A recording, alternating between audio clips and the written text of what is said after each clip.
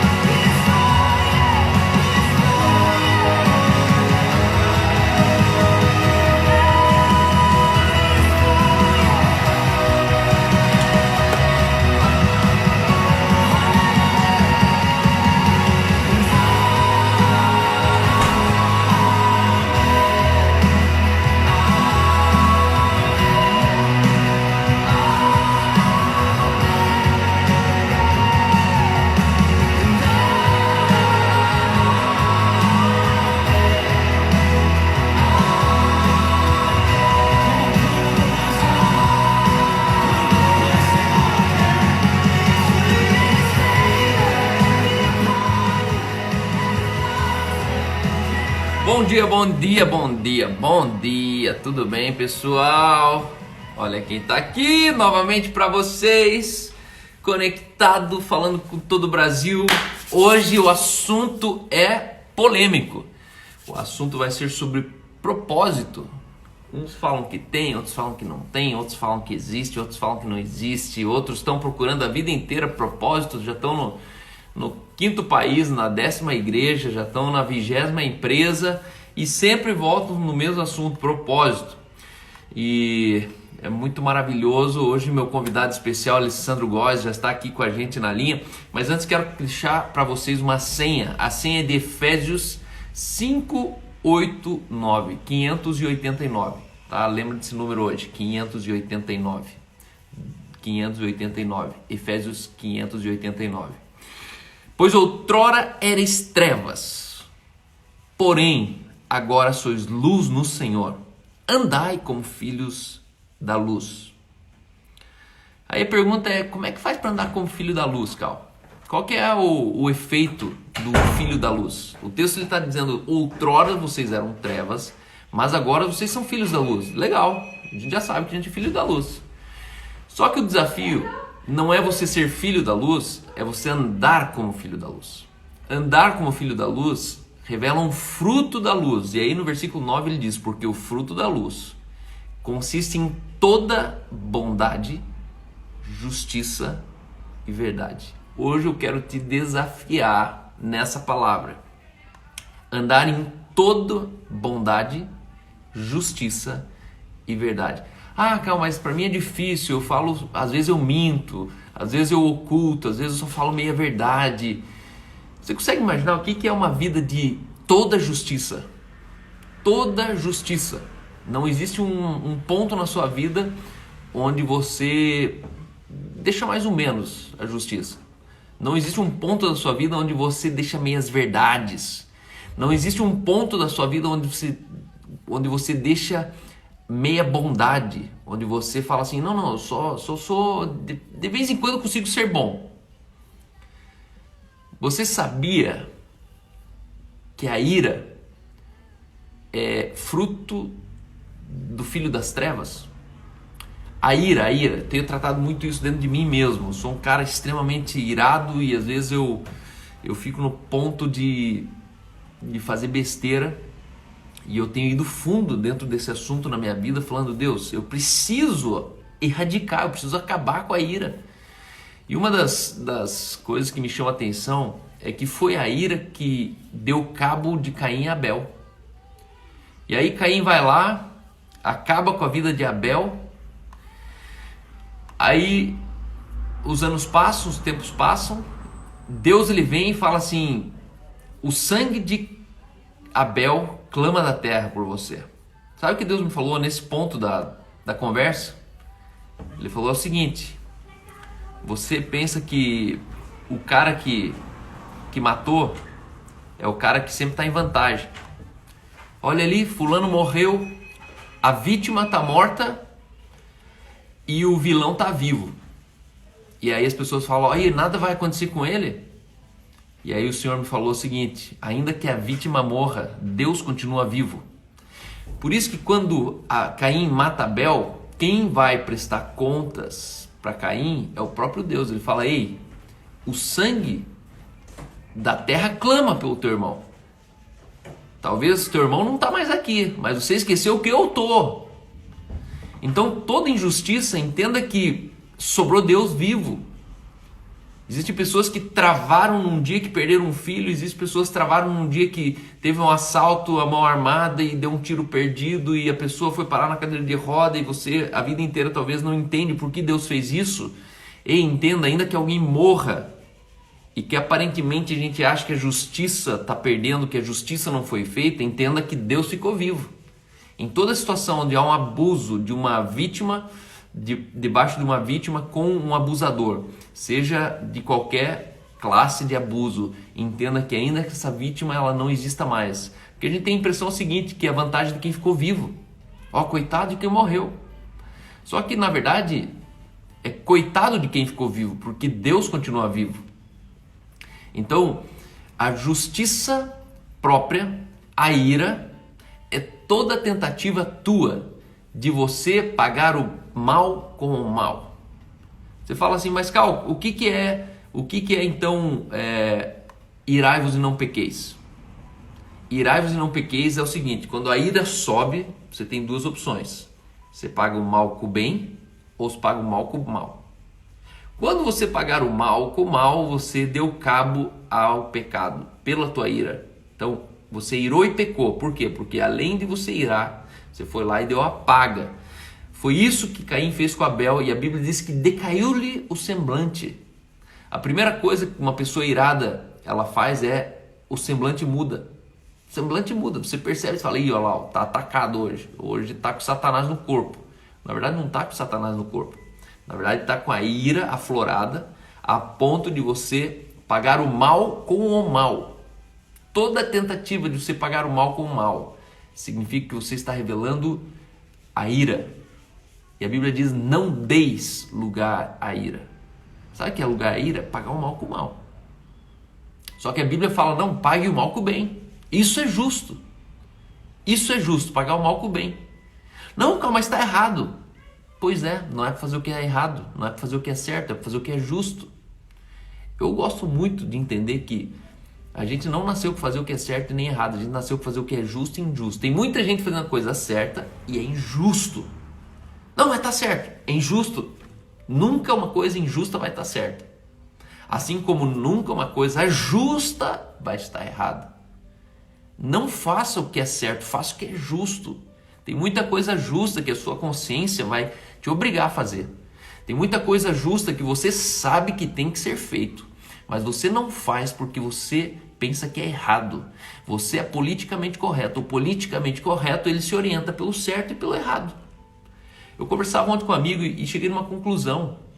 Tanto a igreja quanto a política, ela só subsiste como um sistema porque existe o politicamente correto. A pessoa politicamente correta, ela retroalimenta tanto a política na igreja quanto a política na política, que é o famoso sistema. Esse aí é sistema, vítima do sistema. Sabe por que o sistema existe? Por causa dos politicamente corretos. O cara que respeita, mas na verdade não está respeitando, não quis respeitar. O cara que faz vista grossa, mas na verdade não tem coragem de se levantar e falar: ei, tá errado, a gente vai parar com isso. Então entenda uma coisa, o fruto da luz consiste em toda justiça. Toda justiça. Não seja meio justo. Não seja só às vezes justo. Não seja só justo quando você vai ganhar vantagem com isso. Seja justo inclusive quando você vai perder sua vida. Talvez você vai ser perseguido, talvez você vai ser rejeitado, talvez você vai ser refutado. Talvez você vai perder a sua esposa, vai perder um casamento, mas não coloque nada acima disso. Não barateie, não negocie, porque o fruto da luz consiste em toda bondade, justiça e verdade. Eu quero te desafiar a isso. Uma coisa é você saber que você é filho da luz. Outra coisa é quando Paulo ele fala aos Efésios: andem como filhos da luz. Sabe o que é andar como filho da luz? Andar como filho da luz é fazer o trivial, fazer as coisas mais básicas: comprar, vender, trocar, anunciar, empregar, demitir, vender. Faça tudo isso como filho da luz. Faça destemido. Faça mandando a letra, manda ver, solta a verdade. Ah, mas você vai preso, vamos preso. Ah, mas você vai morrer, vamos morrer. Quanto te custa? Porque é o seguinte, tudo que você ganha quebrando esses valores é o que você perde mais tarde. Então, na verdade, você não ganhou. Você apenas perdeu por mais tempo. Você já começou perdendo lá atrás quando você ganhou. Às vezes a gente começa a andar de maneira leviana na vida. Por quê? Porque a gente quer ser aceito, a gente quer ser aplaudido, a gente quer ter uma igreja grande, a gente quer ter uma empresa grande, a gente quer vender para mais gente, a gente quer ter mais resultados. E eu tenho andado com pessoas franguinhos, que eles barateiam a justiça, eles barateiam a bondade, eles descem a régua da verdade porque eles querem resultados. Ei, o fim é mau. O fim é muito mau. Não troque. Ande como filho da luz. E o fruto da luz consiste em toda justiça, bondade e verdade. Toda, não é parcial. Não é você só falando meias verdades. Não é você só sendo meio justo. Não é só você sendo meio verdadeiro ou meio bondoso. Bondoso com quem é bom para você. Porventura não são assim os gentios? Porventura não são assim os não crentes? Se você faz o que é bom para quem é bom, que mérito há nisso? Você é igual a qualquer pessoa. Isso é intuitivo. Qualquer pessoa faz o bem para qualquer pessoa que é boa. Agora, quando que a gente vai sofrer o dano? Quando que a gente vai fazer o bem levando tubo na cabeça? Quando a gente vai continuar fazendo o bem sendo roubado? Quando a gente vai continuar fazendo o bem sendo enganado? Faça o bem. Seja bondoso. Não seja bom. Não seja bom que você vai correr o risco de querer ser mal. Quem é bom consegue ser mal. A questão é que nós não fomos chamados para ser bons, nós fomos chamados para ser bondosos, a própria bondade em pessoa. Sabe aquela bondade que você fala assim, não, é impossível ele fazer isso. Por quê? Porque ele é bondoso. O fruto da luz dele é bondade. Tudo que é maldade não entra. Maldade e bondade, elas não coexistem. O bom e o mal coexistem. Então você consegue ser bom porque você também consegue ser mal. Por isso que eu sempre repito, Deus não é bom. Deus, ele é a bondade. E quando você nasce de Deus, você se torna essa bondade. Então isso te torna incapaz de ser mal. Você não consegue ser mal. Entenda uma coisa, você nasceu para não ser mal. Você não nasceu para ser mal. Você não nasceu para ser mal. Você nasceu para ser bondade, justiça e verdade. Tá bom? Então vamos lá com vocês, senhoras e senhores. Recebam com bastante curtida, bastante like. Meu irmão, amigo, pastor, aquele que na hora eu sempre chamo ele, pastor Alessandro Góes. Cadê o Alessandro Góes? Góes está aqui.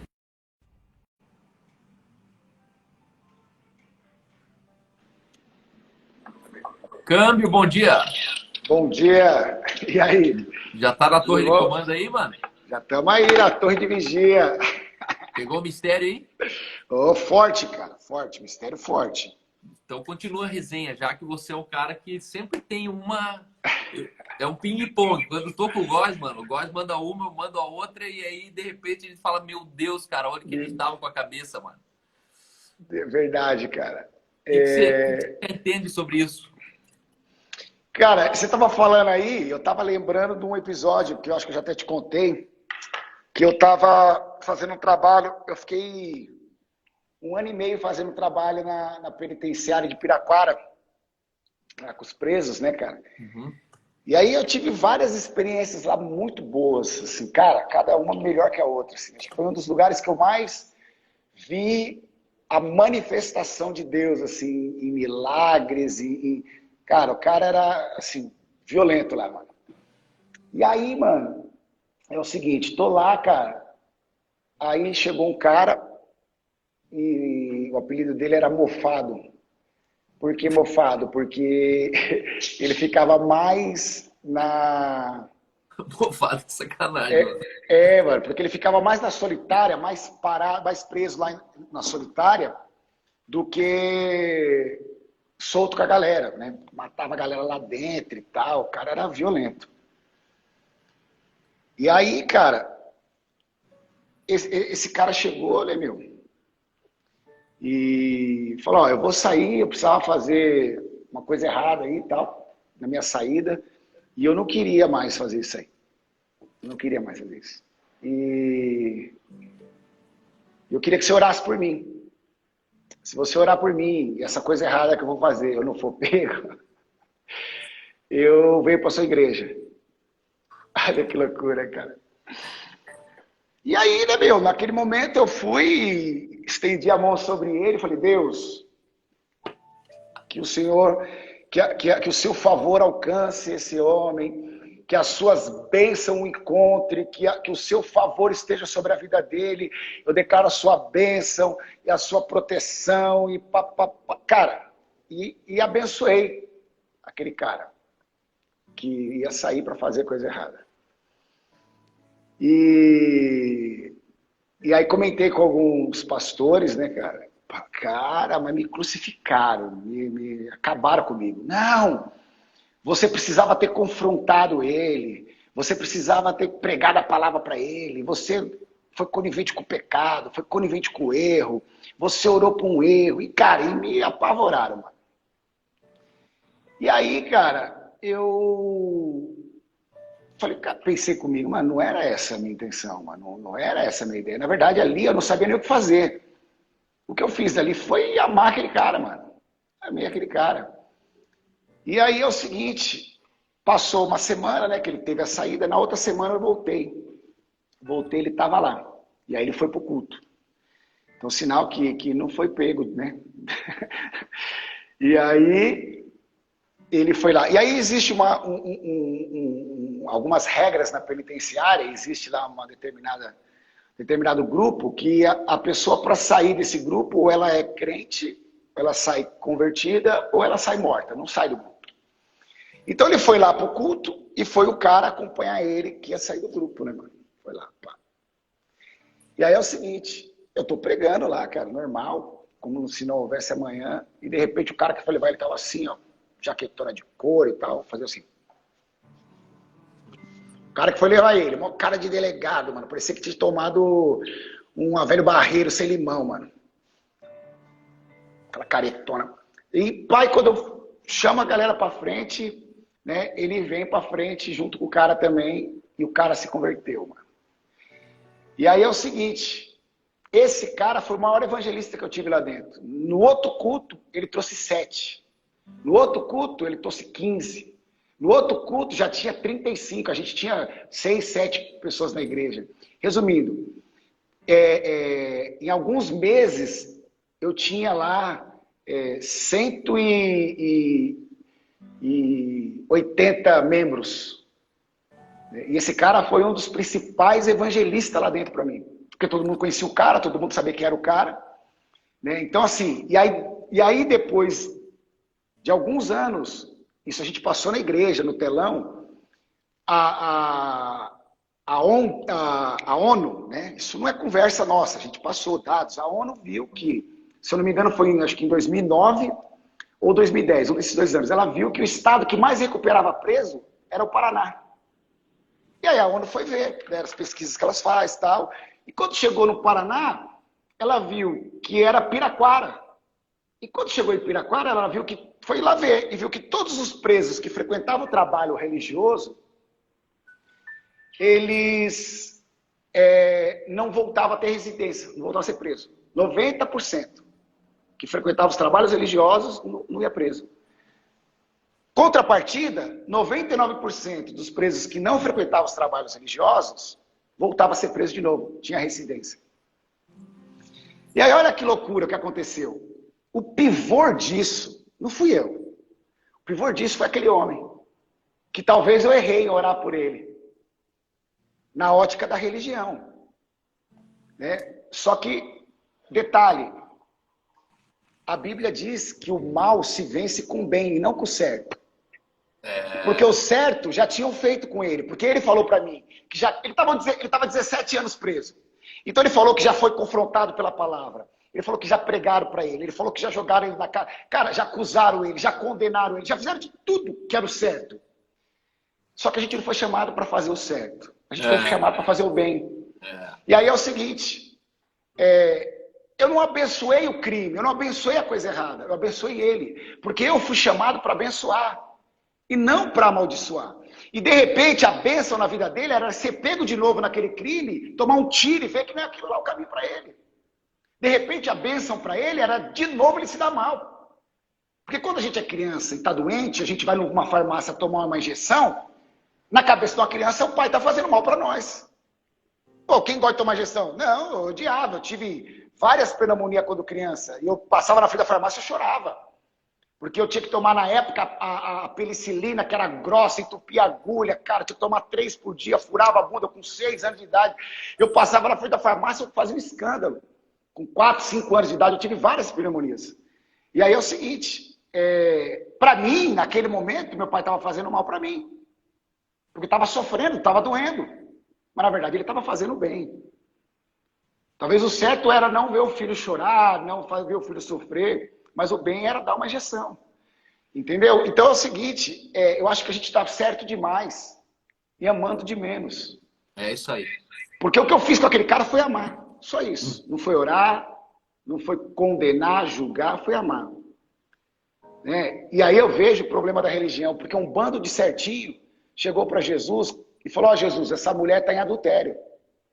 O certo é você apedrejar. E aí Jesus falou, então tá bom. Então quem nunca errou, que taca a primeira pedra.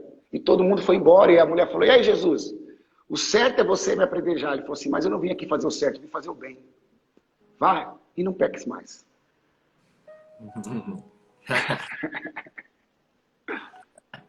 Meu Deus, cara, meu Deus. Loucura, né, cara?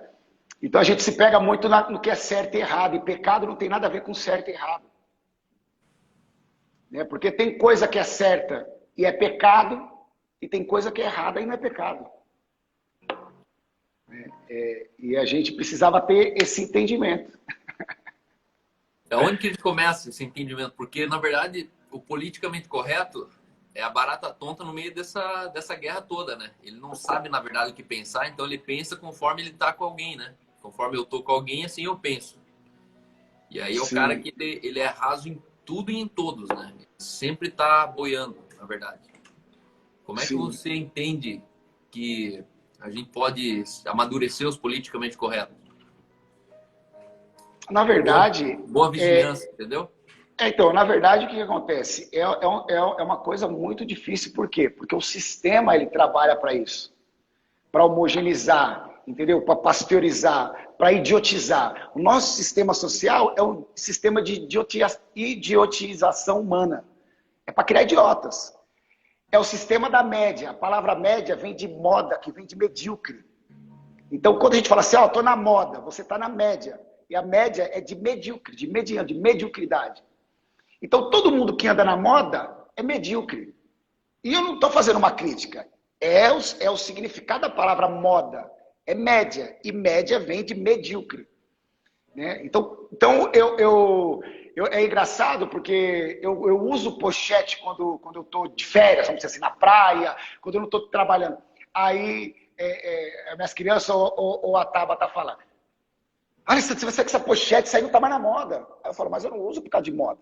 Para mim é prático. Mas você vai dar com essa pochete, isso aí não está na moda, mas eu não uso por causa da moda. Para mim é prático. Eu nunca usei pela moda e não deixo de usar pela moda. Eu uso porque é prático uma pochete. Né? Então, só que quando você sai da moda, ou seja, quando você sai da média, ou seja, quando você sai da mediocridade, é mais difícil. A vida é mais fácil para os medíocres. É. Entendeu? Ser idiota é mais fácil. Né? Do que você querer ser um pensador. E você sabe do que eu estou falando. Né? Eu e você sabemos exatamente na pele isso, né? Porque você procura a não se enquadrar com esse sistema. E aí, não preciso falar nada, né? É isso aí, a gente vai se carregando um ao outro. Irmão, hoje o tema aqui é um tema muito peculiar e eu, na verdade, insisto em ser você falando sobre isso, porque uma das perguntas que eu mais recebo é Cal, como que eu faço para descobrir meu propósito? E eu percebo que já são décadas, né? Eu estou pelo menos 2 décadas já trabalhando com crente, com jovem, com igreja, com tudo. Há 2 décadas que eu procurava talvez o meu propósito. E as pessoas, elas não entendem que eu não vivo o meu propósito. Elas não entendem que eu só vivo. Como assim você só vive? Mas e o propósito? E no final o propósito foi reduzido a uma tarefa. O propósito foi reduzido a um resultado. O propósito foi resumido a um ideal que se eu não alcanço, eu frustrei. E que se eu alcanço... Olha que dia lindo. E que se eu alcanço, eu me sinto maior que os outros. Só que, na verdade, é ilusão tanto que você não alcançou quanto que você alcançou. Porque o propósito é aquela história. Se ele existisse, a hora que eu alcanço ele, eu podia ter morrido. Né? Ele me arrebata da vida, se for assim. Ah, você nasceu para um propósito. Beleza. Mas agora eu cumpri o propósito. O que eu faço agora? Não, agora você fica esperando a morte aí. Então não faz sentido. E eu percebo que algumas pessoas estão saindo da existência humana para buscar o propósito. Então aquilo que mais tem cara de propósito, eles estão subestimando. Por quê? Porque eles querem fazer uma coisa maior. Não, quero ser um vereador. Meu propósito é ser dentista. Não, meu propósito é ter meu próprio negócio. Só que nessa busca incessante pelo propósito, talvez eles já saíram do propósito e não percebem. Já não tem uma família, já não tem o multiplicar, o sujeitar, o governar. Por quê? Porque eles estão atrás do propósito. Então eu queria que você abordasse para a gente hoje e trouxesse clareza sobre discernir propósito. Existiu um best-seller chamado Uma Vida com Propósito, que eu acho que o mundo inteiro leu e continua perguntando, mas qual que é o meu propósito? E ali o best-seller chegou eu participei dessa campanha mundial, né? Essa campanha nacional, na época a gente fez com a igreja inteira, mas ali o propósito é adorar a Deus. Ó, teu propósito é adorar a Deus. Na verdade, a gente sabe que é também, né? Mas não pode ser que seja só isso, né? Eu não tenho meus filhos aqui para me adorar, né? Eu não vou ter o quarto filho agora, que eu falei, putz, só 3 me adorando é muito ruim, cara. Preciso mais um Eu preciso ser adorado, né? Que eles me adorem a vida inteira. Não, eu acho que a gente não faz isso para... A gente não tem filho para isso. E aí eu não consigo entender que Deus tem filho para adorar ele. Né? A gente existe para coisas muito mais simples, talvez, do que só adorar a Deus. Né? Sim. Na verdade, eu tenho o seguinte entendimento. A gente nem existe para adorar a Deus. Entendeu? A gente não existe para adorar a Deus. Pelo contrário.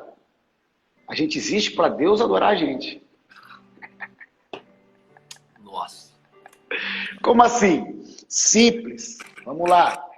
Vamos falar de filho. Vamos falar de filho. Do começo ao fim, você adora o seu filho, mano. Olha que criancinha linda, olha que bonitinho. Ah, pode ser o bichinho mais feio do mundo, porque quando nasce criança, normalmente é tudo feio. Você fala, olha que lindo, olha que bonito. Aí começou a andar, você besta, ela fala assim, que lindo ele andando. Aí começa a falar, fala tudo errado, você fala, ah, que bonito ele falando. Aí começa a andar de bicicleta, você começa a andar de moto, e o tempo todo você está adorando ele. E aí é o seguinte, o tempo todo você está servindo ele. E aí, vamos lá, aí acontece assim, um exemplo. Olha, o meu filho é um motociclista profissional. Você vai encher a boca para falar isso. O meu filho foi campeão brasileiro de motocross. Você vai adorar ele o tempo todo. Eu falo assim, o meu filho está jogando bola na Europa. A minha filha está morando nos Estados Unidos. Uhum. Só que é o seguinte, quando o meu filho se dá bem, eu sou glorificado. Eu sou adorado. Você viu o filho do Cal, cara? O cara virou campeão brasileiro de motocross. Cara, o Cal é fera, hein, mano? Porque quando o meu filho se dá bem, eu sou glorificado. Conseguiu entender? Quando o êxito do meu filho é eu, mano. Ele pode não querer, ele pode não entender, pode não saber. Mas no êxito dele, sou eu. Então, quando ele se dá bem, eu sou glorificado, eu sou adorado. Porque eu adorei ele.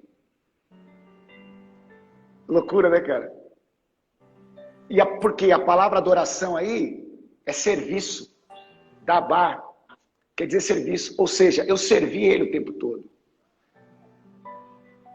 A gente confunde muito adoração com louvor. Eu sou um adorador. Não. Porque aí muita gente confunde mais ainda dizer, não, eu sou um levita. E aí se for olhar no contexto, levita, ele fazia o quê? Servir o templo. Porque a palavra adoração, na maioria das vezes, é dabar, que quer dizer serviço. Então, como eu adoro a Deus? Servindo a Deus. E como eu sirvo a Deus? Servindo pessoas. Então, eu fui feito para adorar a Deus. Agora faz sentido. Agora voltamos, então.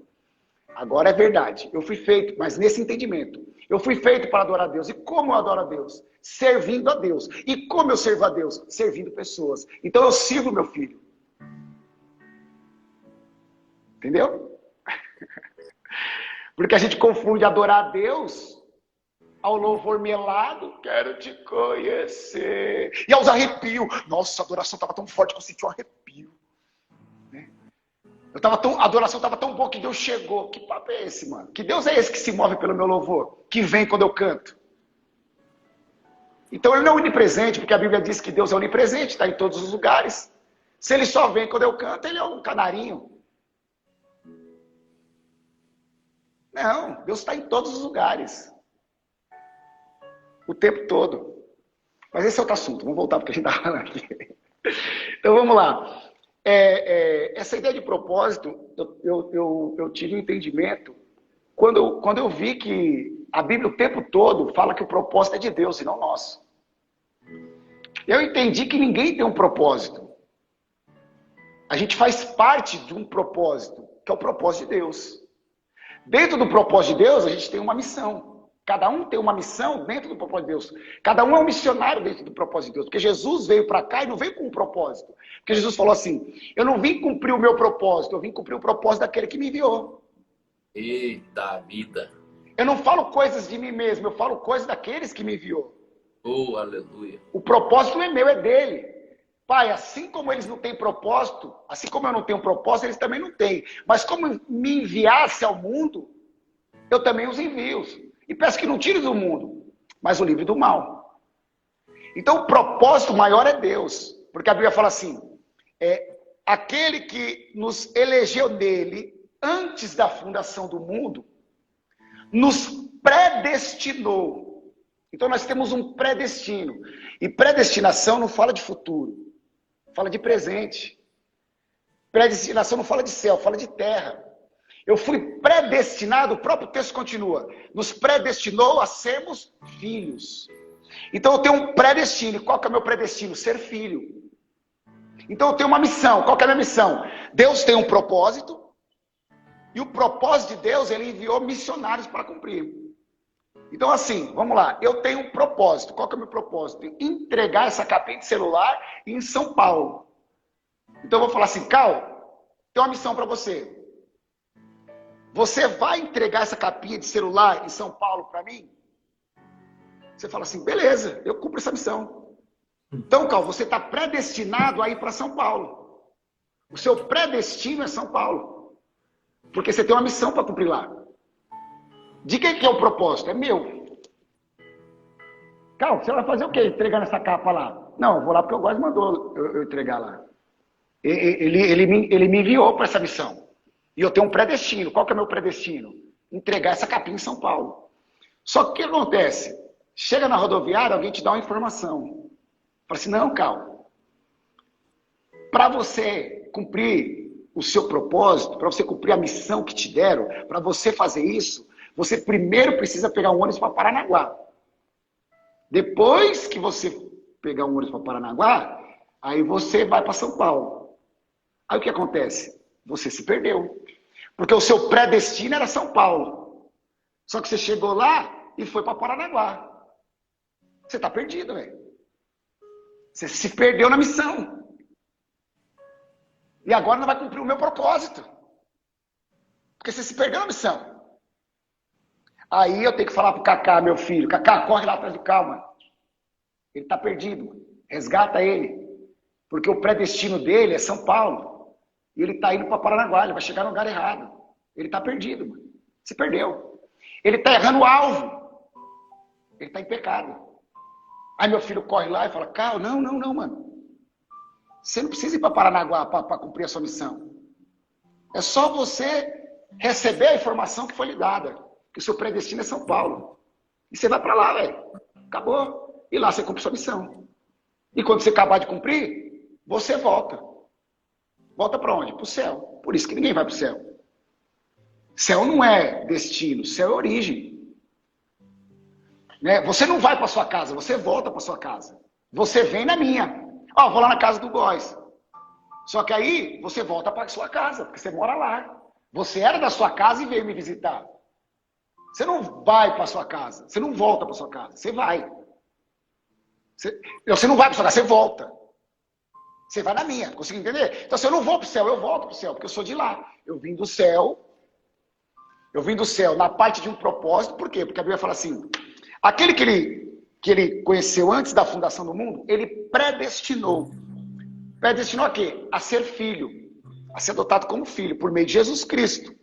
E os que predestinou também o santificou, os que santificou também o justificou, os que justificou também o glorificou. E aí depois ele diz assim, os que foram chamados segundo o seu propósito. Todas as coisas cooperam para o bem daqueles que amam a Deus e foram chamados segundo o seu propósito. Aquele que ele chamou para o louvor da sua glória, que ele deu gratuitamente no amado, para cumprir o seu propósito. Toda vez na Bíblia, quando fala de propósito, é dele. O propósito é dele. Então, dentro do propósito de Deus, nós temos uma missão.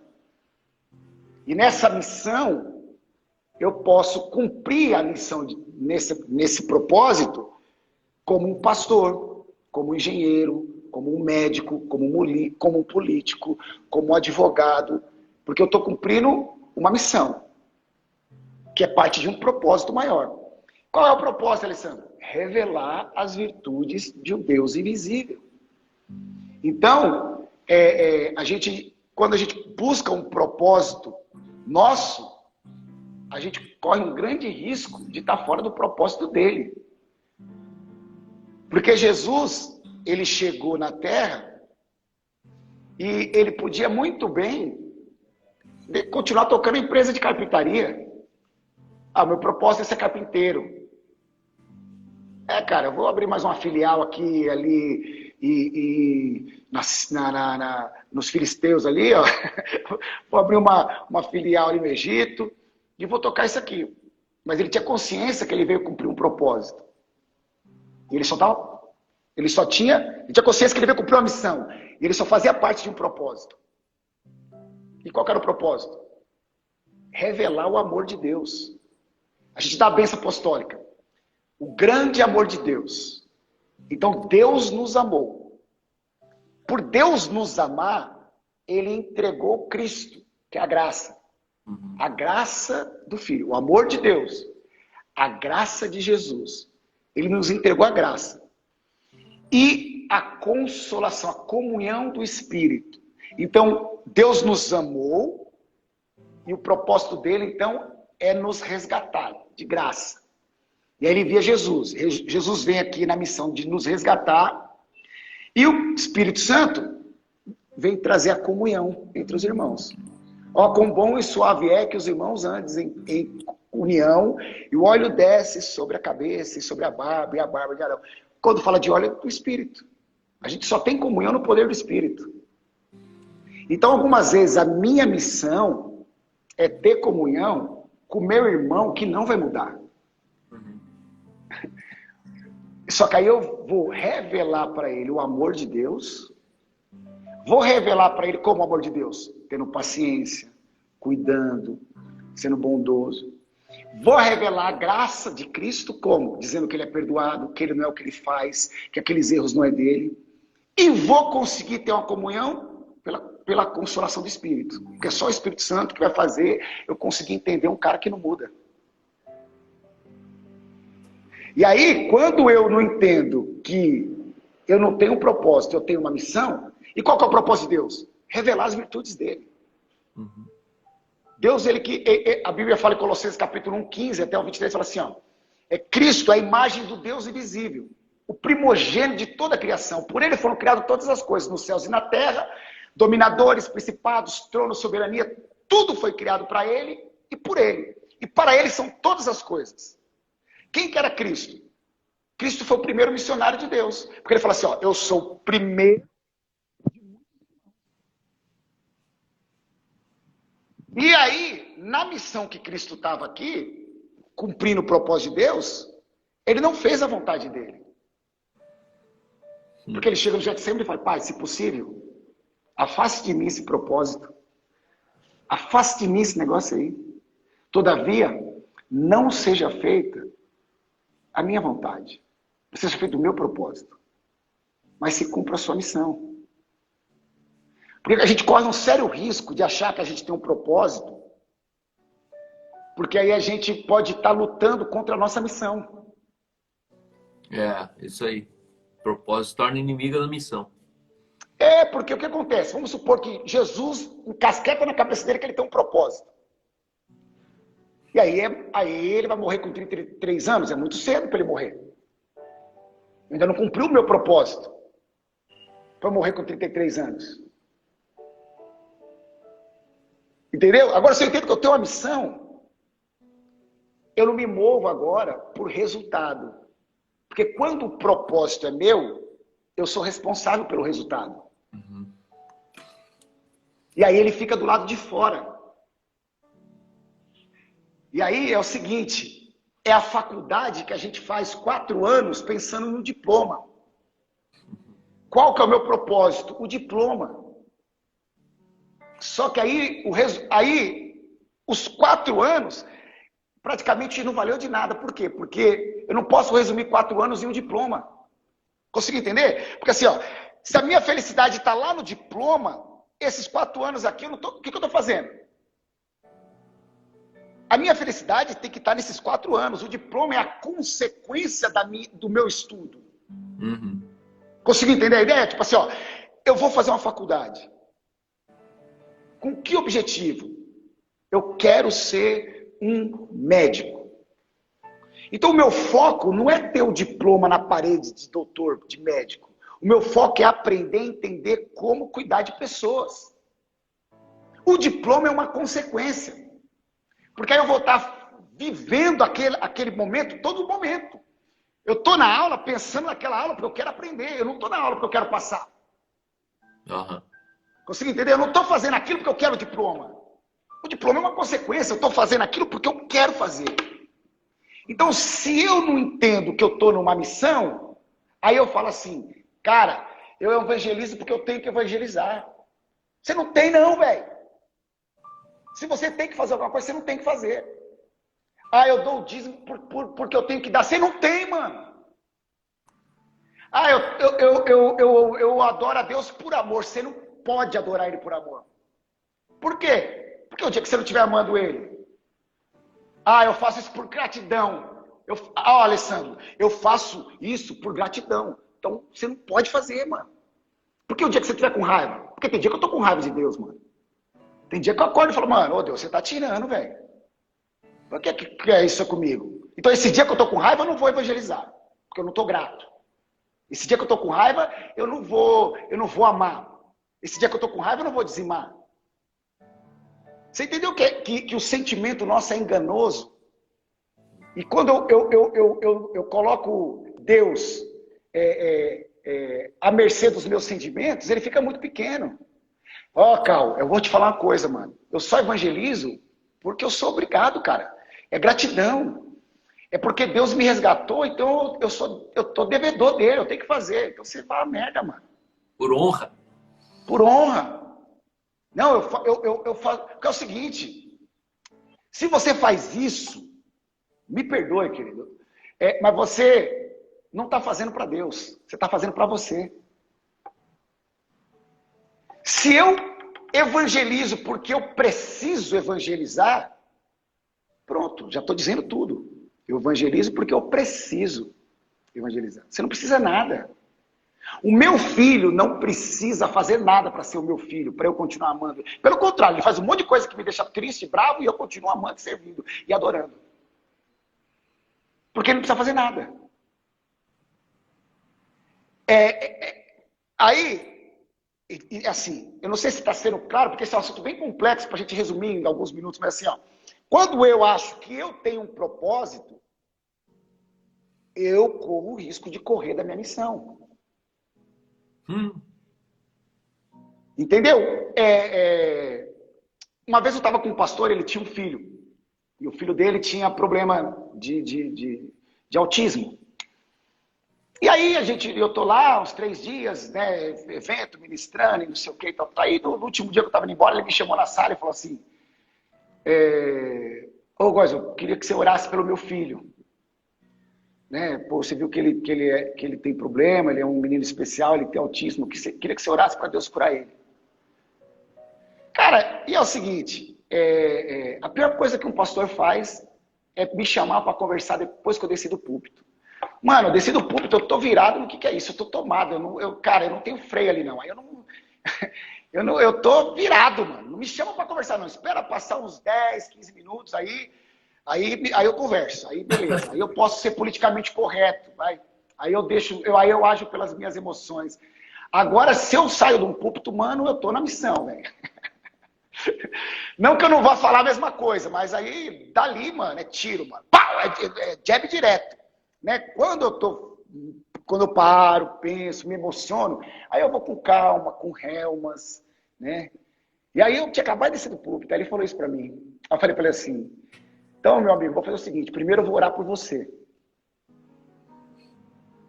Como assim? Não, vou orar por você. Para você aceitar o seu filho. Porque se filho tivesse em prateleira, você escolhe ele? Vamos lá, se a gente fosse pegar filho em prateleira, tá aqui os filhos. Você escolheria ele?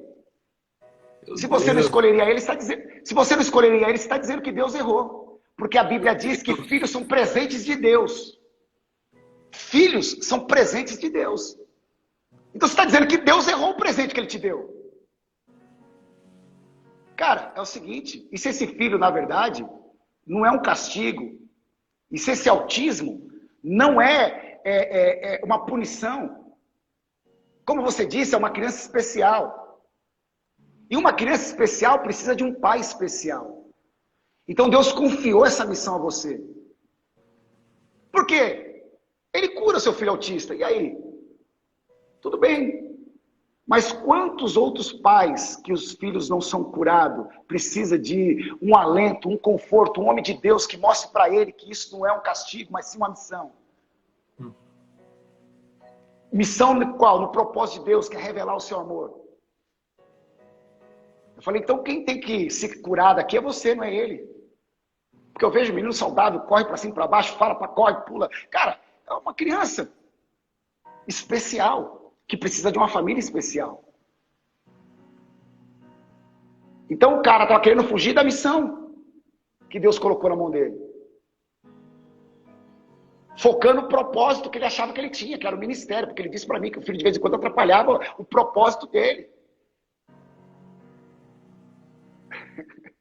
Loucura, né, cara?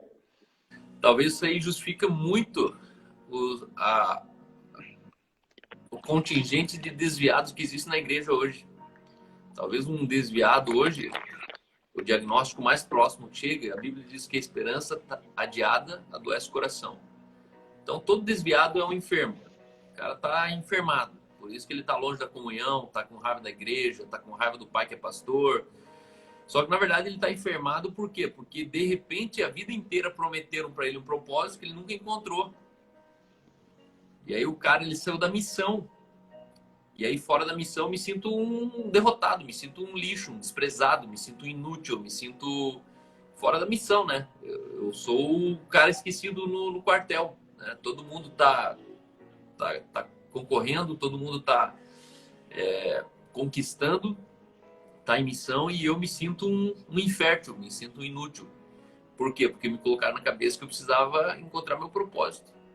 Tanto que você conversa com um desviado, ele sempre vai lembrar um propósito que ele não alcançou, né? Ah, eu até queria ser pastor, mas não conseguia. Até queria ter tocado a empresa do meu pai, mas não consegui. E no final você fala, tá, mas você está desviado por quê? Né? Me fez pensar. Olha só, cara. É o seguinte, o propósito, ele sempre está fora. É aquilo que você falou no começo. Se alcançou o propósito, acabou. Acabou, velho. Alcançou o propósito, morre. Acabou. Para ficar fácil esse entendimento, eu vou usar um exemplo que agora vai ficar claro. Vamos trocar o nome propósito e colocar meta. Tem uma empresa e a empresa coloca metas para os seus CEOs. A meta, ela sempre está fora. Quando você alcança a meta, ela acaba. Então, a meta não está dentro, a meta não está em você, a meta está fora. Então, se você trabalha por meta, quando você não alcança a meta, você se frustra. Você se culpa. Você coloca peso, porque você estava correndo atrás de uma meta. Só que, na verdade,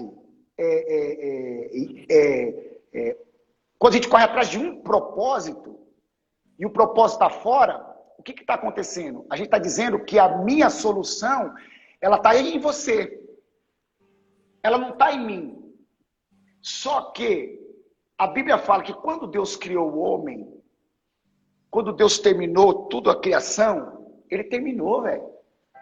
Deus não é igual eu e você que termina e esquece alguma coisa. Não. Ele fez tudo. A Bíblia diz isso, lá 1 Pedro, fala assim, ó, ele já nos deu tudo que diz respeito à vida e à piedade, à igreja, tudo, você já tem tudo. Se você pega um caroço de laranja e planta, vai nascer o quê? Um pé de laranja. Dentro daquele caroço tem semente, tem caule, tem tronco, tem raiz, tem folha, tem fruto, tem tudo. num caroço de laranja que a gente come e cospe. Cara, a Bíblia fala que nós somos a coroa da criação. Aquilo que Deus fez de melhor. Se um caroço de laranja miserável, vagabundo, um passarinho, um rato, tem tudo para ser o que precisa ser, falta alguma coisa em mim e você para ser quem somos? Não. Mas o problema é que a gente está procurando fora a resposta que já foi depositada dentro. É. E Deus nos dá esse exemplo quando ele pega e olha, ele faz tudo. E aí ele olha para o homem e fala assim, pronto, o homem está com um problema. Existe um problema para o homem. Qual que é o problema do homem? O problema do homem é que ele está só. E agora vamos procurar uma solução para o problema dele. Vamos pegar o barro e fazer outra mulher. Porque a gente vai achar uma solução aqui do lado de fora. Então a gente vai pegar o barro. Será que Deus perdeu a forma? Será que Deus esqueceu como fazia? Se ele fez um, faz dois. Mas aí ele falou assim, não, espera lá. A solução não está do lado de fora dos problemas do homem. A solução está dentro dele. Então vamos fazer o seguinte. Ei, descansa aí. Dorme. Aí o homem foi lá e dormiu. Aí ele foi lá e tirou do homem a solução do problema para o homem. Por quê? Porque a Bíblia diz que Deus dá aos seus enquanto dorme. Então você está com um problema? Descansa. Por quê? Porque a Bíblia fala assim, esperei com paciência no Senhor e Ele ouviu o meu clamor. Alessandro, Deus não me ouve, Alessandro. Alessandro, eu estou orando, estou pedindo, estou falando, Deus não me escuta. Porque você não tem paciência, velho. Você quer que as coisas aconteçam? Espera, tenha paciência. Esperei com paciência. Por quê? Quando eu tenho paciência, sabe o que acontece? Eu começo a extrair de dentro de mim a solução. Porque se eu não estou paciente, eu estou buscando a solução lá fora. Eu estou correndo aqui, vou falar com o Cal, vou fazer. Agora, quando eu paro e descanso, eu começo a pensar. E quando eu começo a pensar, começa a brotar de dentro de mim. Porque já está dentro, não está fora. A minha missão já está dentro de mim. Deus já me deu, já me fez... Mano, Deus fez uma laranja com uma missão. Deus fez um besouro rolar bosta com a missão. O besouro rolar bosta, ele tem a missão de rolar bosta. E ele é excepcional para o ecossistema. Uma lombriga, mano. Um verme, ele tem a sua funcionabilidade, a sua missão no mundo. Se você pega um animal e tira ele do habitat natural e coloca, ele vai desequilibrar todo o ecossistema, porque cada animal tem a sua função, cada coisa tem a sua função. Será que nós, que somos a coroa da criação, o que Deus fez de melhor, a imagem e semelhança de Deus, a gente está aqui perdido, sem uma função? Não! Só que a laranja não questiona. Por quê? Qual que é a missão da laranja? Dar suco. A missão da laranja é ser espremida e dar suco.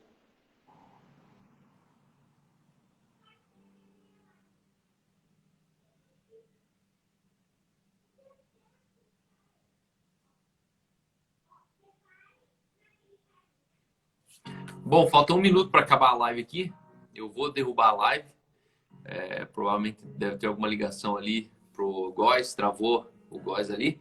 Mas falta 50 segundos, eu vou derrubar essa live, a gente volta. Aí eu vou abrir para perguntas. Esse assunto aqui, ele pode, com certeza, te regulamentar na tua missão de vida. Esse assunto, com certeza, pode clarear os teus próximos dias e anos. Talvez você já viveu 50, 40, 60 anos e ainda não entendeu esse mistério. Então, a gente vai voltar aqui, você pode fazer a sua pergunta, pode fazer a sua colocação também, tá? Eu vou derrubar e a gente já volta, vem comigo aqui.